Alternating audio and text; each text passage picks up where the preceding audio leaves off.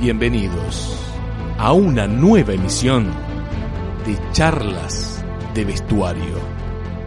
Nos espera una nueva historia.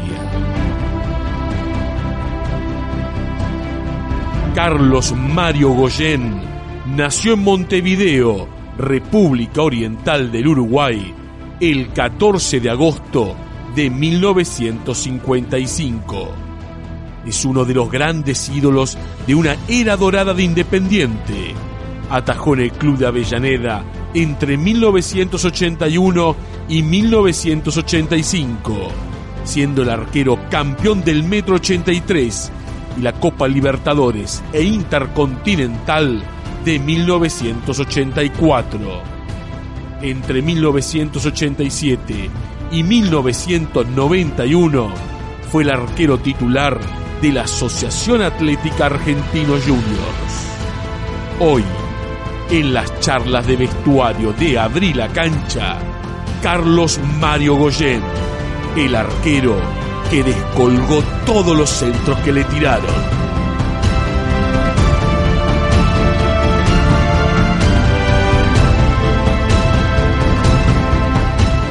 Carlos, te saluda tu tocayo, Carlos Zaira, junto a Nehuen Ríos, desde Radio Gráfica. ¿Cómo estás? Buenas noches, mucho gusto. Muchas gracias por tus palabras, por tus conceptos. Bueno, encantado de estar con ustedes y a las órdenes para lo que necesiten. Y la idea, Carlos, es transitar un poco tu campaña, ¿no?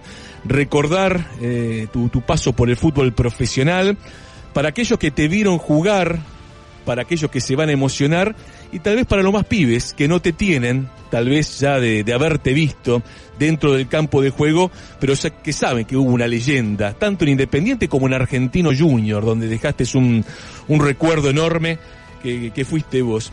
Y la primera pregunta que siempre hacemos, Carlos, es esta idea del sueño de fútbol, ¿no? Cuando uno es pibe tiene el sueño tal vez de llegar al fútbol grande.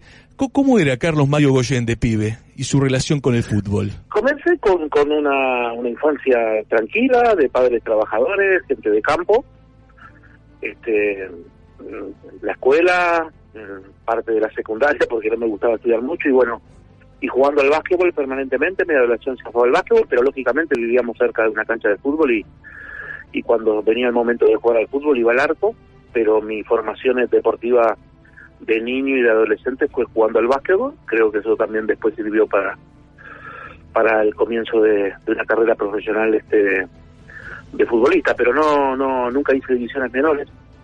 Mirá. Del básquetbol salté directamente al club River Plate de Montevideo, jugué en la primera división. Mirá, qué dato tan particular, ¿no? Sin paso por el fútbol juvenil, directamente a la primera división. Ahora ya vamos a ir esa historia con River de Montevideo, pero quienes ya tenemos algunos añitos y te recordamos dentro de una cancha, esa plasticidad y ese timing tan particular que tenías para descolgar centros. Hay fotografías que son increíbles. Me imagino que mucho tuvo que ver el básquetbol en eso, ¿no, Carlos? Completamente. Yo considero, siempre que me piden un consejo o algo, no soy ni técnico, ni entrenador de arqueros ni nada, pero cuando algún chico me pide algún consejo o algo, yo digo que hay dos deportes que combinan perfectamente con el arco, que son el básquetbol y el ping-pong, el tenis de mesa. Nosotros lo jugábamos mucho jugábamos mucho al básquet, jugábamos mucho al ping-pong mientras éramos arqueros profesionales. Y el timing, sí, como bien decís vos, el juego, el dominio aéreo, el doble ritmo del básquetbol para convertir un doble y hacer una bandeja, todo eso, ese timing te lo da el básquetbol, y yo lo apliqué para tener el juego dominio en el área, sobre todo en la parte aérea, ¿no? Y bueno, la seguridad de manos también es algo muy importante para el básquetbol, me ayudó muchísimo para todo eso. Yo creo que quizás jugué en un equipo muy muy bueno de Independiente. En 5 años que estuve en el club, los equipos eran muy buenos y quizás la gente me recuerda por eso. Yo considero que bajo los palos y con los pies no era muy muy buenos, pero en el juego aéreo sí. Yo creo que en el juego aéreo era donde me destaqué. Porque pasaron los años y todavía se recuerda, ¿no? Che, ¿te acordás del uruguayo Goyen? Cómo descolgaba centros. Hoy tal vez no es tan habitual como antes. cambió la pelota, la textura de la pelota, cambiaron muchas cosas en el fútbol en estas últimas décadas, pero quedó el recuerdo tuyo del arquero que descolgó centros como ninguno. Vos sabés que sí, mucho periodismo me recuerda en el sentido cuando sucede que se comete algún error por problemas de juego aéreo, hay arqueros que se quedan clavados bajo los palos y todo el mundo aparece mi nombre ahí. Sí, cuando me encontraba con Amadeo Carrizo, él también me lo mencionaba, me decía que muchas cosas le hacía recordar a él porque él también es salidor. Y bueno, cambió la pelota, cambió el modo de jugar, los delanteros son un poco más bichos. Yo no creo que me tiren centros tan lindos y tan prolijos como me tiraron a mí los muchachos del Liverpool ahora, el Liverpool actual con el Liverpool de la otra época, ¿no? Que llovían los centros para Jan Ras y eso, y eran centros muy llovidos. Entonces, ahora hay una manera de jugar diferente. Pero bueno, Dios quiso que yo me destacara en eso, tanto en Independiente como en la otra institución que jugué también es muy importante y estuve 6 años como Argentinos Juniors. ¿Y por qué Uruguay tiene esa saga de tan buenos arqueros, no? Porque históricamente, no sé, pienso en Marzukiewicz, por ejemplo, ¿no? De los años 60, 70, luego ya en los 80 fueron muchos los grandes arqueros uruguayos.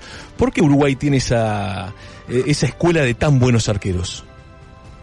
Bueno, da la casualidad que todos los que hemos venido, salvo Jorge Fossati, que vino unos días antes que yo, que inclusive fue compañero de Mazurkiewicz, porque todos esos arqueros que vos nombrás ahora tan buenos de década de 80 y 90 nos criamos mirando a Mazurkiewicz, que fue nuestro gran maestro, nuestro gran ejemplo, un arquero maravilloso del fútbol uruguayo, inigualable, inimitable. Y bueno, y ahí surgieron, y en la década del 80 tuvieron los Rodolfo Rodríguez, los Gustavo Fernández, los Fernando Alves, Freddy Clavijo, arqueros que han jugado, la mayoría acá, también han salido del Uruguay y han jugado en el fútbol brasileño. Y bueno, a mí me tocó venirme para acá, yo estaba a punto de pedir pase para Peñarol, estaba ya prácticamente concretado el pase y no se hizo porque, bueno, estuvo Independiente en el medio y las cosas se vinieron para este lado. Creo que para bien. A mí me hubiese gustado jugar en Peñarol porque soy hincha de Peñarol y me hubiese gustado, pero no me arrepiento para nada de mi carrera deportiva, la verdad que la he pasado muy bien. Vamos a esa historia, ¿no? Que tiene que ver con Independiente, porque es la que están esperando la mayoría de los oyentes. Ya están llegando muchos mensajes acá a las redes del programa. ¿Cómo fue aquel Independiente? ¿Cómo lo viviste la llegada al fútbol argentino, 1981?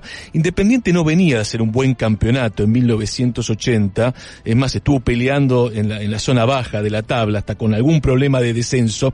¿Cómo fue tu arribo al fútbol argentino, Carlos, y qué te encontraste en Independiente? Bueno, justamente lo que mencionás de que Independiente no había estado bien el año anterior a mi llegada es realidad. Cuando me fue a buscar al aeropuerto, el presidente Pedro Isa en ese entonces me comentó que habían peleado el descenso, que se habían salvado en un partido con Tigre, sí. Y que tenían un muy buen plantel como para ser campeón, no como para pelear el descenso, y que habían tenido una mala temporada, que habían contratado al Gitano Juárez y como técnico, y bueno, y se dio. La realidad fue que jugando para la selección uruguaya un partido en Luxemburgo, era un partido que hacía fecha de FIFA y se jugaba ese partido justamente ahí, estaba reunido el comité de FIFA y estaba Grondona, y Grondona me vio y bueno, se arrimó justamente el presidente de la delegación de Uruguay, era el presidente de River de Montevideo, y él se arrimó al vestuario a felicitarme por la actuación. Yo había atajado un penal, habían dado muy bien, habíamos ganado 1-0 con gol de Victorino, después de muchísimos años que Uruguay no podía ganar en Europa, y bueno, era Luxemburgo, no era un equipo, una selección clase B, pero en definitiva se ganó y bueno, y consultó y me dijo que me gustaría venir a Independiente. Yo le dije que no, porque ya habían traído a Fossati, y me dijo, mirá, a mí me habían recomendado que eras vos el que teníamos que traer, pero en fin, que esto y que el otro. Bueno, me convenció y me dijo que viniera, que sabía que yo iba a jugar en Independiente. Y bueno, me terminó el mundialito, después ya prácticamente en enero se hizo todo y en febrero ya estaba acá yo integré el plantel del mundialito, no junto con Rodolfo Rodríguez y con Alves, y éramos los 3 arqueros. Un gran triunfo el fútbol uruguayo, aquel mundialito de 1981. Uruguay fue campeón en el mundialito, sí, en diciembre del 80. No, diciembre del 80, un gran... Sabes que mirá, te hablo con total franqueza, estoy sufriendo con la comunicación porque no lo escucho muy bajo y pienso que como que estoy adivinando un poco las preguntas, te pido disculpas. No hay ningún problema, el tema de las comunicaciones a veces tiende a ser complejo. ¿Ahí me escuchás mejor, Mario?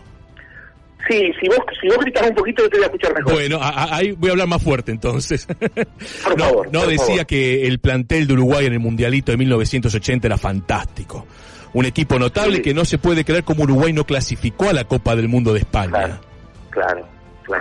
Sí, Uruguay tuvo grandes planteles que no clasificaron al Mundial, por ejemplo. Mundial 78 aquí en Argentina, nuestros vecinos, en nuestra casa prácticamente no pudimos clasificar, tampoco el de España, fueron 2 mundiales seguidos. Fue muy triste esto, hasta que en el 86 hubo un recambio, después, la época de idas y venidas, hasta que después se hizo el proceso actualmente hasta de Tavares, un proceso muy serio y muy respetado, con pocos éxitos deportivos, pero bueno, en definitiva el Uruguay es a nivel selección, está bien ubicado, bien rankeado, no pasa vergüenza.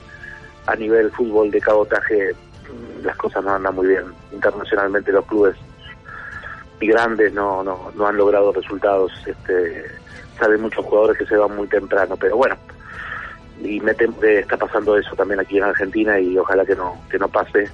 Creo que la densidad de población tan grande que tiene Argentina en comparación a Uruguay no le va a permitir eso, pero es preocupante lo que está pasando aquí también.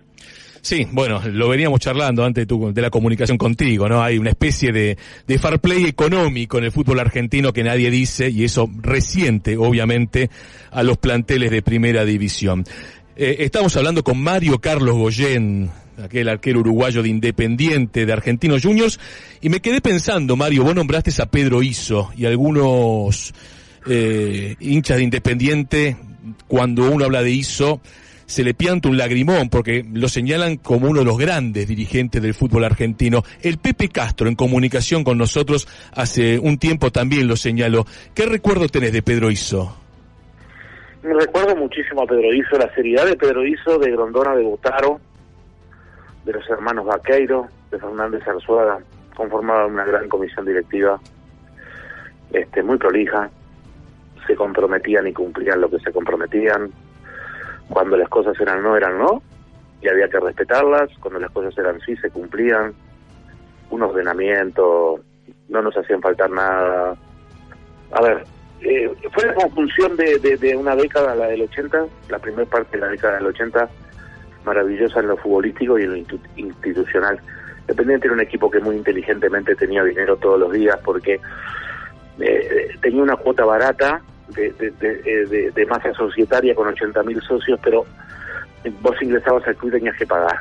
O sea, vos querías usar una instalación del club y pagabas. Entonces ellos se encontraban con cash, con líquido todos los días, y eso le permitía tener solvencia económica y no tener ningún tipo de problema. Se compraron terrenos, se hacían obras, el plantel al día, plantel campeón de la Copa Libertadores, campeón del mundo. Fue un momento extraordinario de Independiente. Uh-huh. Y vos sabés que cuando uno hace el recorrido de aquel Independiente 82, 85, campeón del Metro 83, de la Copa Libertadores y de Intercontinental del 84, vos sabés que en lo personal me gusta mucho el equipo del 82, el que no pudo ser campeón, es un equipo que jugaba bárbaro al fútbol. Pero no pudimos salir campeón, inclusive, a ver, nosotros con Calderón, con Moretti y Ortiz, por ejemplo, que era la delantera, no pudimos salir campeón, con 2 campeonatos con Nito Vega. Nos encontramos con un muy buen Estudiantes de La Plata que jugaba un muy buen fútbol, y nos encontramos también con falta de suerte en algunas circunstancias. Nosotros perdemos por un punto el Metropolitano y perdemos por un gol el Nacional. Faltando 5 minutos, la gente de Estudiantes invadió la cancha, nosotros lo teníamos metido en un arco, ahí podíamos haber sacado el resultado. Después en el Metropolitano ellos lo ganan muy bien, pero nosotros ganamos, quedaban 7 partidos por disputar, 14 puntos, y nosotros ganamos los 7 partidos y Estudiantes también ganó los 7. Cuando ellos visitaban Córdoba, Santa Fe, nosotros decíamos, bueno, acá van a dejar algún punto. Y no lo dejaron, jugaba Troviani, jugaba Sabela, jugaba Russo, tenían un gran arquero como Delménico, el Tata Brown. Guillermo Trama, que era un goleador notable. ¿Cómo? Guillermo Trama, que era un goleador notable. Seguro, bueno, lo estaba nombrando, tenían a Gotardi, tenían a Trama, después vino el Bocha Ponce, ellos tenían un muy buen equipo. Era un estudiante que sabía jugar, mañero, como todo estudiante de siempre, ¿no? En el buen sentido, pero también jugaba muy bien al fútbol. Bueno, fue nuestro gran rival. Después tuvimos el desquite cuando pudimos derrotarlos bien, tranquilamente, por la Copa Libertadores en la etapa clasificatoria y nuestro objetivo se cumplió, que era que Independiente ganara la 7ª Copa Libertadores. Con aquel gol inolvidable de Bocini en Avellaneda, en el 4-1. Ahora, desde aquel Independiente, y creo que es parte de una injusticia que tiene el fútbol, todo el mundo recuerda el medio campo, ¿no? Con Burruchaga, con Justi, con Marangoni, con el Bocha, obviamente, pero el triángulo defensivo que tuvo Independiente con vos en el arco, con Hugo Villaverde, con Enzo Trocero, era notable.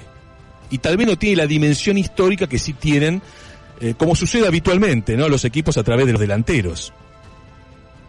Sí, posiblemente, bueno, nosotros nos llevamos muy bien también con Holguín. El año anterior cuando estuvo en el plantel salió extraordinario, pero nosotros conformábamos con un buen triángulo final. El mediocampo de Independiente también era maravilloso y eso facilitaba mucho. Hoy yo, por ejemplo, en Barcelona veo jugar a Busquets y Marangoni, creo que en una tercera marcha, no en una quinta marcha como juega Sergio Busquets, por los campos de juego, también todo eso, y lo veo a Marangoni, ¿no? Yo veo a Sergio Busquets y veo a Marangoni, de la manera que juega, y teníamos un gran equipo, teníamos un balance muy bueno, Pastoriza nos hizo sentir realmente ganadores y que teníamos un gran equipo, nos hizo sentir de esa manera, y bueno, jugábamos bien en todas las canchas, sinceramente jugábamos bien y terminábamos aplaudidos en todas las canchas por el fútbol que desplegábamos. Uh-huh. Y ayúdanos a analizar a Bocini, ¿no? Porque ya se retiró hace tantos tiempo el Bocha en el 91. Hay muchos jóvenes que no lo vieron jugar, y cuando lo ven hoy por televisión dicen, che, ¿y este jugador tan lento era figura? A ver, ayúdame con algo, Mario. ¿De tan lento que era Bocini era el más rápido de todos? Sí, lo que pasa es que su cabeza viajaba muchísimo antes que la de los demás. O sea, si nosotros lo veíamos vestido de particular, no pensábamos que era jugador de fútbol. Y cuando él se calzaba los botines en la cancha era muy inteligente. Aparte era muy guapo. Mira. Era muy guapo porque cuando las papas quemaban aparecía él y yo descolgaba un centro y yo lo veía real rodeado por 2 o 3 y decía, tíramela.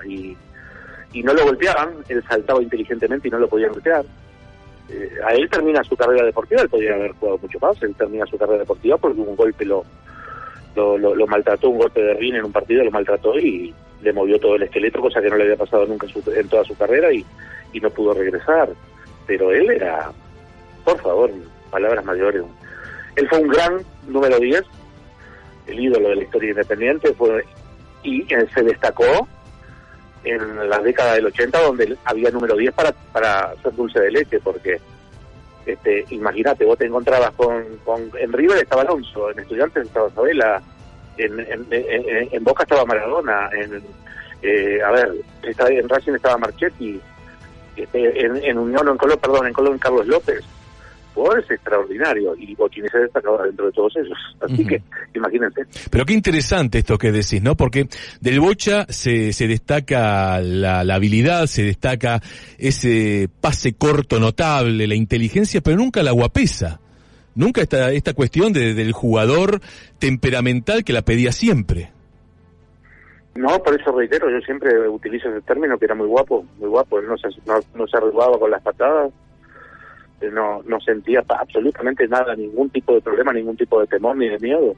No, muy por el contrario, era muy guapo pidiéndola, era muy guapo con la pelota y bueno, después le hacía hacer goles a un poste, ¿no? Yo recuerdo el último gol clasificatorio, que yo creo que ese gol nos dio la Copa Libertadores, que fue contra Olimpia, faltando segundos para terminar, nosotros teníamos que ganar y él pasa la pelota entre 2 zagueros de Olimpia, que si vos mirás la repetición, la pelota se hace de rugby para poder pasar, y eso fue fabuloso. Eso solamente lo hacía él, eso solamente lo hacía eso. No demos nombres propios de los postes porque hubo muchos goleadores en el fútbol argentino que se beneficiaron justamente con el Bocha al lado, pero está bien, ¿no? Hay que tener también la habilidad de saber ubicarse dentro del área para convertir los pases que dejaba el Bocha. Y aquella Copa Libertadores del 84, ustedes tuvieron un nivel fabuloso con algunos partidos que quedaron en el recuerdo, ¿no? Nombraba aquel 4-1 frente a Independiente. Y en la final enfrentaron a Gremio de Porto Alegre, que había sido el campeón de 1983, que lo tenía Renato Portaluppi delante, que lo tenía Hugo de León, tal vez uno de los mejores centrales del fútbol rioplatense de los 80, me pongo de pie. Y vos tenés una tajada, o mejor dicho, un mano a mano fantástico que le sacás a Guilherme en Porto Alegre, que hubiera sido el empate de Gremio. Tal vez hay que tomar dimensión de lo que fue esa tajada en aquella Copa Libertadores del 84, Mario. Qué buena memoria que tenés, sí. Fue una doble pared que hacen, la pelota se levanta y de cabeza siguen haciendo la pared y él le pega de zurda ante la salida mía. Y yo manoteo con mano derecha. Tuve 2 o 3 tapadas, una a Renato Portaluppi también, sobre todo en el primer tiempo, en un partido fantástico de Independiente que todos los jugadores estuvieron calificados entre 10 y 9 puntos por el recordado Juvenal, que fue el enviado del gráfico de ese partido. Y, a ver, Independiente fue un partido ideal, pero ellos también llegaron y bueno, tuvimos la suerte de convertir. Esa es una de las cosas destacadas que yo considero dentro de mi carrera y agradecido a mis compañeros que tuve delante en la saga. Que en los partidos decisivos, así como decir las 2 finales de Copa Libertadores y la final del mundo con Liverpool, el arco se mantuvo en 0 y esto es importante, ¿no? Que no te conviertan en esos partidos, a vos te llevan a que la gente te quiera, te admire y a veces equivocadamente te convierte en leyenda cuando no tendría que ser así. Pero bueno, el hincha de fútbol es así. Qué interesante, ¿no? Porque volvemos a lo que charlábamos antes. Burruchaga jugó un partido fantástico aquella noche en Porto Alegre, Marangoni también, Bocini, es cierto, ¿no? El recordado Julio César Pascuato Juvenal los calificó a todos de una forma excepcional, pero vuelvo al triángulo defensivo, lo que jugaron ustedes con Hugo Villaverde, con Enzo Trocero, porque reitero, tal vez en la dimensión histórica quedaron adelante otros, y hay un talento defensivo. Existe el talento defensivo. Bueno, a ver, Villaverde, nosotros jugamos en zona. Yo con todos los técnicos que tuve los 5 años en Independiente siempre jugamos en zona. Y Villaverde también era el zaguero central derecho, jugaba en zona, pero barría todo el fondo como un líbero. Una cosa increíble. Era un reaseguro extraordinario. En cambio el Guin, por ejemplo, era más calidad y más tiempista. Enzo era todo garra, todo fuerza, todo empuje, llevar al equipo para adelante. Y había complementos, había muy buenos jugadores y se conformó un equipo extraordinario con madurez entre juventud y experiencia y bueno, los logros ahí estuvieron, ¿no? ¿Y qué recuerdos tenés de la Intercontinental de Tokio, aquel partido frente al Liverpool que tuvo mucha connotación extradeportiva por lo cercano de Malvinas, por el rival de Independiente? ¿Cómo vivieron ustedes viajar a Japón? Porque ustedes fueron el primer equipo argentino que viajó a jugar la Intercontinental a Tokio y ganar al Liverpool, ni más ni menos. ¿Cómo lo viviste vos en aquel momento, Mario? Bueno, a ver, yo sufrí mucho la guerra de Malvinas, o sea, lloré durante la guerra de Malvinas. Después en la contienda futbolística no. Creo que los ingleses tampoco. Fue una justa deportiva nada más. A ver, ¿cómo mitigar el dolor de una madre que perdió un hijo en Malvinas porque ganemos un partido de fútbol? Imposible. No estuvo en nuestra mente, no estuvo en la mente de los jugadores ingleses, muy por el contrario. Nosotros estuvimos ajenos a una guerra absurda. Si pudimos con ese triunfo, que alguna alma de alguna madre, de algún padre haya tenido un remanso de paz, bienvenido sea, pero nunca estuvo en la mente nuestra decir los vamos a matar y vamos a ganar, porque esto, o sea, las Malvinas son argentinas, y hay que recuperarlas en forma legal y no en guerras absurdas, y la verdad que los jugadores ingleses jamás hicieron mención de nada, muy por el contrario, terminó el partido y vinieron a nuestro vestuario a intercambiar camiseta y todo. no había que mezclar la situación, ¿no? Bien, vale aclararlo porque ese partido también queda en el recuerdo por todo lo simbólico, ¿no? Del encuentro post-Malvinas. Y dentro del campo de juego, ¿no? Ustedes encontraron el gol rápido. ¿Cómo se vivió aquel partido frente al Liverpool? No jugamos bien propio de una final decisiva. El campo de juego estaba parejo pero sin pasto, ¿no? Era un pasto quemado, amarillo por el propio invierno japonés. Estadio lleno, la mitad de los japoneses para nosotros, la otra mitad para ellos. Me parecía mentira ahora viendo los Juegos Olímpicos, no viendo el estadio de Tokio, decía, pensar que nosotros salimos campeones del mundo ahí. Y bueno, sabíamos del Liverpool poco, Pastoriza se había interesado en algunos videos, Marangoni también nos explicaba algo de cómo era el jugador inglés, para conocer cómo se sentía dentro del campo, cómo eran emocionalmente. Y bueno, sabíamos que tenían un gran goleador, que tenían un gran marcador de punta izquierda como Alan Kennedy, que Johnson, el wing derecho, era muy rápido, que Kenny Dalglish, el wing izquierdo, era también muy bueno. Y algunas referencias, y que tiraban muchos centros.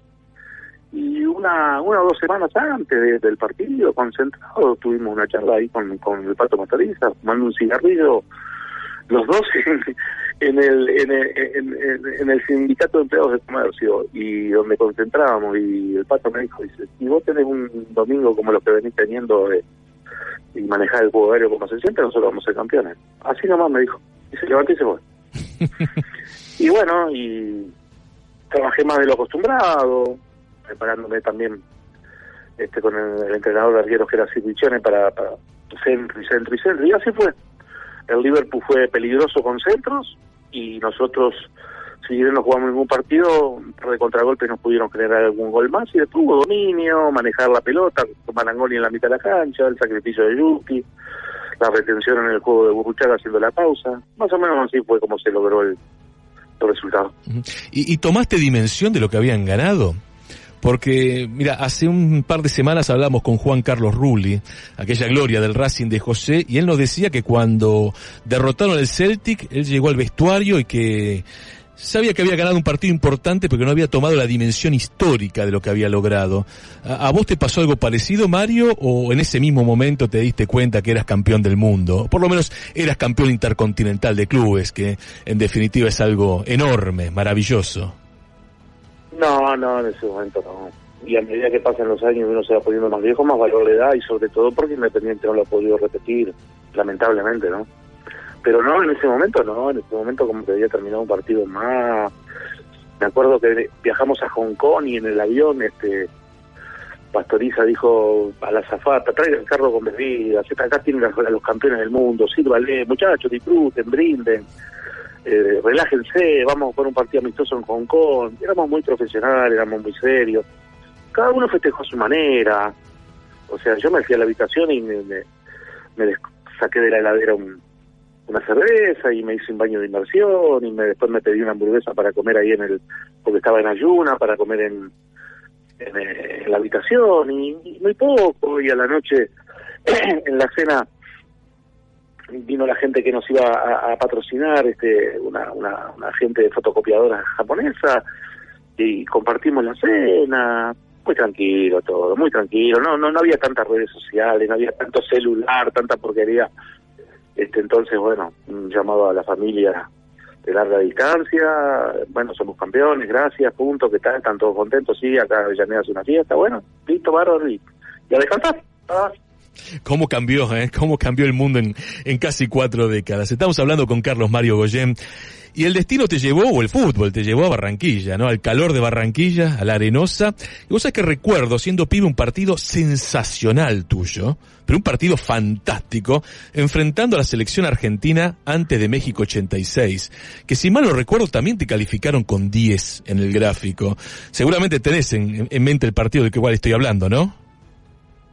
Sí, recuerdo todo. Bueno, en primer lugar, pienso que si bien no era un mocoso, ya tenía cierta edad, me tentó el poder económico en ese momento del Junior para comprar el pase y yo poder hacer una diferencia económica. pero no, me equivoqué. Deportivamente me equivoqué, yo me tenía que haber quedado en Independiente, estaría atajando hasta hoy.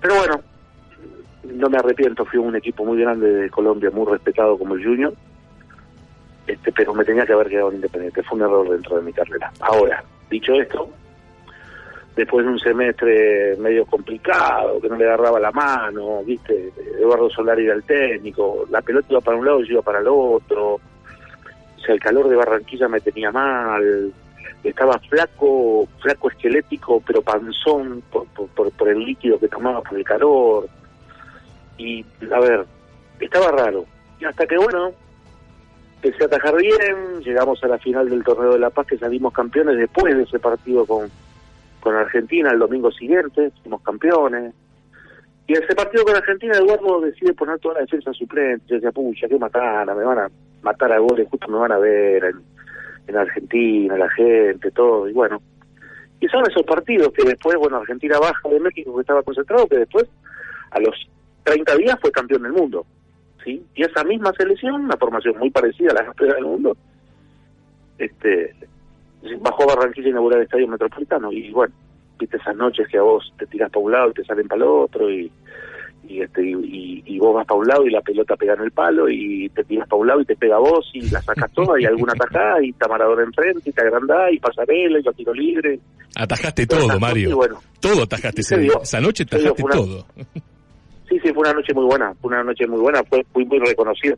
Mirá, hay veces que uno tiene títulos que recuerda, tiene cosas en su casa, tiene copas, camisetas y recuerdos. Yo tengo el recuerdo más imborrable de mi carrera deportiva, y justamente el título del periódico El Heraldo, que es el más importante de ahí de la zona, bueno, el único de Barranquilla, de la zona de la costa del Caribe, donde el título decía Goyen 0, Argentina 0. Creo que eso fue algo muy lindo haberlo sentido, haberlo tenido y haberlo leído.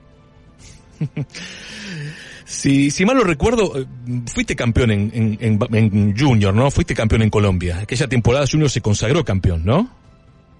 Salimos campeones del primer torneo, que era el torneo de La Paz, clasificatorio a la liguilla pre-Libertadores. En un campeonato como si hiciéramos una apertura o un clausura. Digo, es un logro, y esto lo digo yo, porque en aquellos días, con el fútbol colombiano dominado por Medellín, por Cali, con todas las suspicacias que había alrededor, era complicado para un equipo del Caribe, del norte, consagrarse en el fútbol colombiano de aquellos días. Sí, tremendamente. Yo recuerdo que en Liga de Copa Libertadores jugamos con América y fue terrible, terrible el arbitraje, y nos mató. Y después charlando con Falcioni y con Gareca me dijo, Carlos, haz lo tuyo, no protestes, no declares nada. Acá es así, acostumbrate. Y bueno, complicado, por lo menos logramos eso, hacer pretemporada en Miami, que era algo nuevo, algo llamativo, jerarquizamos al club. El segundo semestre estuvo el Caimán Sánchez de técnico, porque Eduardo se volvió acá a Argentina.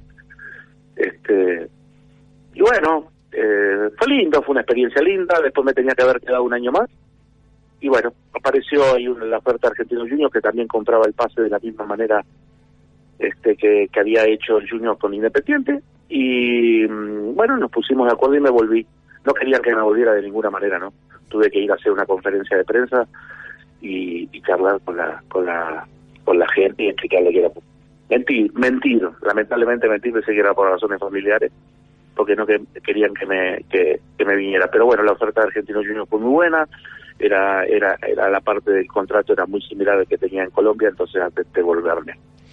Y el último tramo de esta charla, que te agradecemos tanto, Mario, tanto te agradecemos. Aquel Argentino Junior, ¿no? Define los 80 con tan buen juego. Tal vez no tuvo los éxitos que tuvo aquel equipo que ganó campeonato, la Copa Libertadores, pero que jugaba tan bien al fútbol, y donde aparecían juveniles de la talla de un Fernando Redondo, de un Fernando Cáceres, de un Diego Caña, de un Ezequiel Castillo, que tal vez hoy no se lo recuerda. Mira, hace un par de semanas hablábamos con Charly Carrió, y él nos decía que el lugar donde mejor la pasó dentro de una cancha de fútbol fue justamente en aquel Argentinos, si mal no recuerdo, de 1988. ¿Qué recuerdo te queda de Argentinos? De un Argentinos que era visitante siempre, porque todavía no tenía estadio. Bueno, sí, jugábamos en cancha de Atlanta y en cancha de Ferro, que después, bueno, pero no jugábamos ahí en la Paternal. Ahora, Yo jugué 6 años, jugué hasta un año más que en Independiente, pero la gente a mí me recuerda por Independiente. Pero, a ver, no pudimos lograr títulos, salimos segundos a un punto de River en un campeonato, con el Nano Arián, y con Nito Veiga junto a Charly Carrero, claro que sí, que vino de Gimnasia, Ramiro, el fallecido Ramiro Castillo, Antonio Vidal González de Articia, pero esa gente que era más madura, y el Checho Batista, por ejemplo, ayudamos a formar y a hacer grandes cracks que después recorrieron el mundo, como Redondo, como McAllister, como Rudman, como Traverso, como como el Negro Cáceres, como Néstor Lorenzo, Gregorio, y formamos un Mogrovejo, y formamos un equipo tan bueno y que jugaba tan bien al fútbol que la gente se hacía hincha de Argentinos Juniors, quería verlo jugar, pero no logramos campeonato. Entonces la gente a lo mejor tiene poco recuerdo de eso. Y si bien yo no era puro de Argentinos Juniors, no había nacido de la cantera de Argentinos, muy por el contrario, y venía aparte de Independiente, la gente me apreció muchísimo, valoró muchísimo los 6 años que estuve, y dejé un muy buen recuerdo, y yo tengo un muy buen recuerdo de la gente también. La última, porque hay un partido que te deja en la historia, ¿no? Que es aquella definición por penales interminable, ¿no? Frente a Racing en el año 1988. Como arquero, ¿cómo viviste estar 45 minutos recibiendo penales? Digo, porque debe ser algo también muy desgastante para un arquero que no poder terminar con la definición, por decirlo de alguna manera. No, y lo peor de todo que cuando pasaba toda la ruta, el último que pateaba era yo, porque el finado Valerio pateaba antes que yo, claro, y me lo hacía. Y a mí me quedaba la responsabilidad de definir la situación. Y increíblemente yo le atajo un penal para terminar con esto y ganar a Argentinos Juniors la definición. Yo le atajo, creo que el penal 26 o 27 o 25 o 26, no me acuerdo bien. Se lo atajo a Videla, que era un experto en patear penales. Y bueno, y después logramos convertir con un penal que patea Hereros, que la pelota entró pidiendo permiso, hasta mal, le pegó mal a la pelota y entró. No, la gente en la tribuna, yo me hacía en el gol y miraba a la tribuna y me daba vuelta y la gente hacía la señal de rezar y diciendo, por favor, atajen uno, loco, nos queremos ir. Empezó de día y terminó de noche. Esa fue la realidad. Mario, la última, te la hace mi compañero, Nehuen Ríos. Sí, con mucho gusto. La última, los últimos 3 años de su carrera, si bien llegó a Talleres pero no jugó, Rafaela, ¿qué fue en su vida y por qué decidió radicarse después en la Perla del Oeste, allá después de tantos años? Bueno, razones del amor, ¿no? Caramba. A ver. Y bueno, las razones dieron su fruto, hijos y nietos. Sí, llegué en el 92, terminé mi contrato en el 95 en la segunda división de Rafaela y me quedé a vivir porque, bueno, acá conocí a quien es mi esposa y tengo hijos y tengo nietos, así que bueno, fueron razones plenamente sentimentales las que me llevaron a quedarme a vivir acá. Antes de pandemia yo trabajo en una empresa alemana y antes de pandemia estaba 3 días en Buenos Aires y 4 días en Rafaela, ahora ya no, y cuando se resuelva todo esto de la pandemia, si Dios quiere, volveré a Buenos Aires, pero ya tengo acordado con los directores de la empresa de ir una sola vez al mes, un par de días nada más.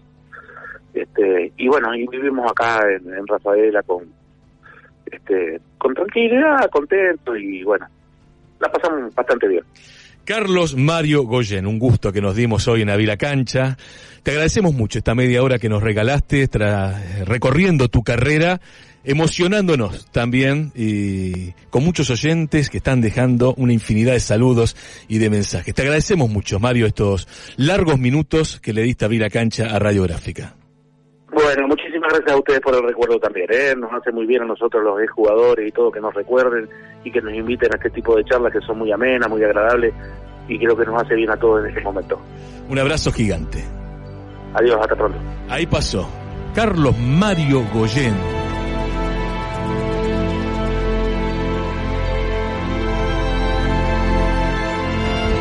Punto final para esta edición de Charlas de Vestuario. Ojalá hayan disfrutado este programa, que tiene una sola consigna: preguntar para escuchar y aprender. Mi nombre es Carlos Aira. Nehuen Ríos estuvo en la producción y edición. Este programa es una producción integral de todo el equipo de Abrí la Cancha. Gracias y será hasta la próxima.